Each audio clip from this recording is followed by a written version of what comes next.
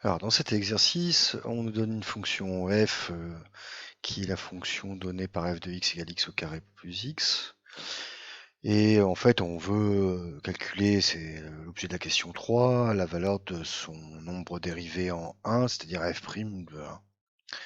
Alors pour ça, il nous faut d'abord calculer le taux de variation de f entre 1 et 1 plus h, avec h différent de 0. On va rappeler ce que veut dire graphiquement ce taux de variation, et ensuite on va pouvoir calculer, grâce à la définition qui est en bas, la valeur de la dérivée de f en 1.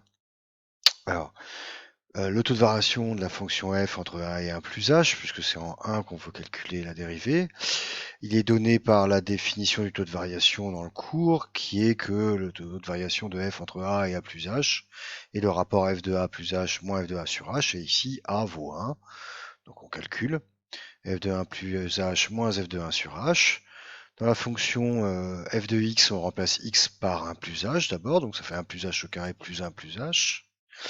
Et ensuite, on calcule, on enlève à ça, f de 1 plus h, on enlève f de 1 moins f de 1. Et f de 1, c'est 1 au carré plus 1, donc c'est moins 1 au carré plus 1.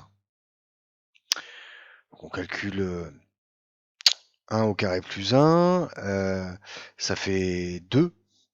Et quand on développe 1 plus h au carré, on a 1 plus 2h plus h au carré. Ce 1 là plus ce 1 là, ça va faire 2, donc le 2 moins 2, ça fait 0. Il reste 2h plus h carré dans le développement de 1 plus h au carré, et il reste h ici, ça fait 3h plus h carré. Alors, le corrigé écrit, tout n'est pas développé, tout n'est pas détaillé, mais on peut bien sûr détailler le calcul. Donc on a 3h plus h carré au numérateur, et au dénominateur, on a h. On va mettre h en facteur au numérateur, ça fait h facteur de 3 plus h. Et h facteur de 3 plus h divisé par h, bah les deux h là se simplifient dans ce quotient-là. Il ne reste plus que le 3 plus h. Donc mon taux de variation de la fonction f entre 1 et 1 plus h, il vaut exactement 3 plus h. Alors pour répondre à la deuxième question, une interprétation graphique de ce taux de variation, bah, il suffit de reprendre le cours. Dans le cours, on a plusieurs exemples entre a et a plus h.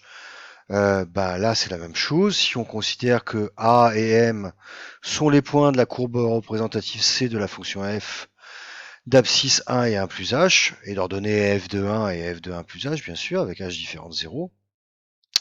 Alors, ce taux de variation, c'est exactement la pente de la séquente, puisque c'est f de 1 plus h moins f de 1, divisé par 1 plus h moins 1. Et donc, c'est exactement la définition qu'on donne de la pente d'une droite entre deux points, depuis qu'on calcule ces pentes. Donc la pente de la séquente AM sert de la droite qui passe par les points A et M de la courbe représentative C et d'abscisse 1 et 1 plus H.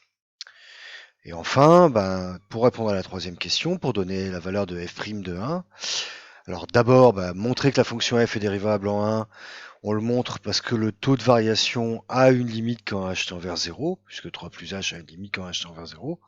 Donc du coup, ça montre que la fonction f est dérivable en 1.